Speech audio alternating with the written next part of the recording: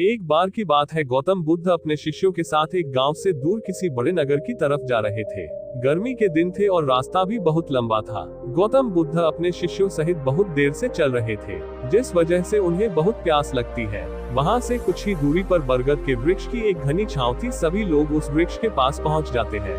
महात्मा बुद्ध अपने शिष्यों सहित वृक्ष की घनी छाया के नीचे विश्राम करने लगते हैं। बहुत देर से चलने की वजह से सभी का गला प्यास से सूख रहा था। ये बात बुद्ध जानते थे। बुद्ध ने अपने एक शिष्य को कहा, आप इस बरगद की छाया से 20 कदम दूर जाकर बरगद की 2 बार परिक्रमा करके वापस आओ। शिष्य वैसा ही करता है जैसा बुद्ध ने बताया। परिक्रमा के बाद जब शिष्य महात्मा बुद्ध के पास आया तो बुद्ध बोले कि क्या आपको किसी ठंडी हवा का अनुभव हुआ था? शिष्य बोला, हाँ महात्मा बुद्ध, उस उत्तर दिशा की तरफ से मुझे कुछ ठंडी हवा की अनुभव हुआ था। शिष्य की यह बात सुन महात्मा बुद्ध शिष्य से तुरंत बोले कि उसी दिशा में चले जाओ, जरूर वहां से कुछ ही दूर पर एक तालाब अवश्य मिलेगा। उस तालाब से सबके लिए पानी ले आओ। शिष्य उसी दिशा में जब कुछ दूर जाता है तो वहां सच में एक तालाब होता है। उस तालाब से सबके लिए पानी ले आओ। शिष्य उसी दिशा में जब कुछ दूर जाता है तो वहां सच में एक तालाब होता है। तालाब देख शिष्य बहुत प्रसन्न होता है और तालाब के निकट जाकर जैसे ही तालाब से पानी भरने वाला होता है, तभी शिष्य की नजर वहां दूर तालाब में कपड़े धो रही कुछ स्त्रियों पर जाती है।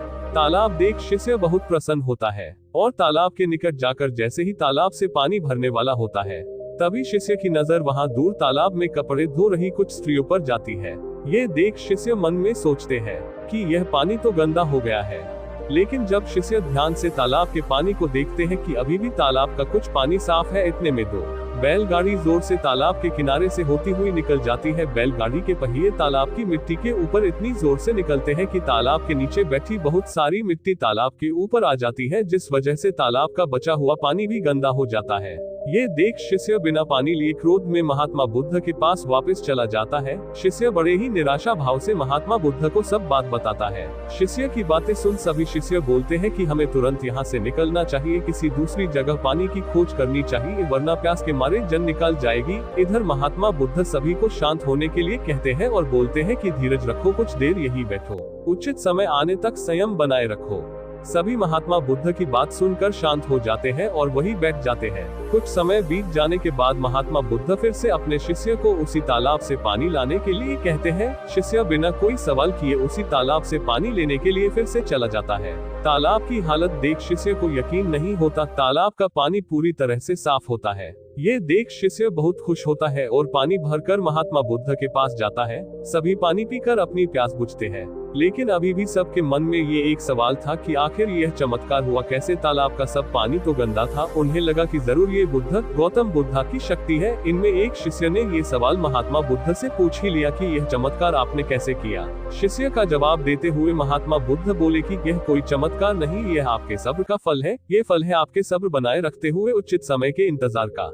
जितनी देर हम सब लोगों ने सब्र किया, उतनी देर तक तालाब के पानी के ऊपर तैर रहे सभी गंदे तत्व और मिट्टी तालाब के पानी के नीचे बैठ रहे थे। फिर कुछ देर बाद शिष्य जब वहां तालाब के पास पहुंचा, तब तक सब दूषित कण नीचे बैठ चुके थे, जिस वजह से तालाब का पानी पहले की तरह साफ हो चुका था तथा तालाब साफ दिखाई दे रहा था। यदि उस समय आप लोगों ने सब्र न किया होता, धैर्य न रखा होता, तो आप सब इतनी गर्मी में पानी की खोज में प्यासे रहकर शायद अब तक मृत्यु को प्राप्त हो गए होते। क्योंकि यहाँ से अगला कोई तालाब है या नहीं, और होगा भी तो क्या उसका पानी साफ होगा या नहीं, इन सब कारणों से आप कभी प्यास न बुझा पाते और प्यास से मर जाते। पूर्ण विराम। फिर इतना बोलने के बाद महात्मा बुद्ध शिष्यों को एक सीख देते हुए कहते हैं कि जैसी स्थिति हम लोगों के समक्ष आ जाई है, वैसी ही स्थिति और मुश्किल दौर जिंदगी के हर मोड़ पर आएंगे। तब उस समय भी आपको ऐसे ही संयम बनाए रखना होगा और अपने विवेक से काम लेते हुए ही आपको एक उचित फैसले के साथ सही नतीजे पर पहुंचना होगा।